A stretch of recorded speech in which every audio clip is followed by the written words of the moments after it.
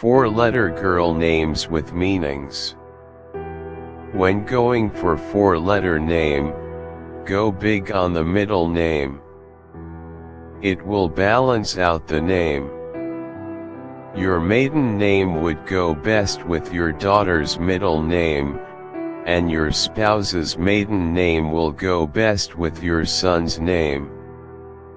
You can also choose a long surname from your family's history.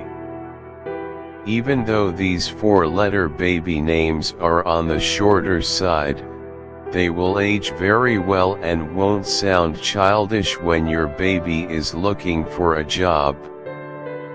1 Suri, 2 Tess, 3 Sara, 4 Ruth, 5 Aine, 6 Asma, 7 Cleo, 8 Elsa, 9 Jane, 10 Iris, 11 Amir, 12 Dave, 13 Dane, 14 Evan, 15 Thor, 16 Phil, 17 Paul, 18 Levi, 19 Finn, 20 Hugo,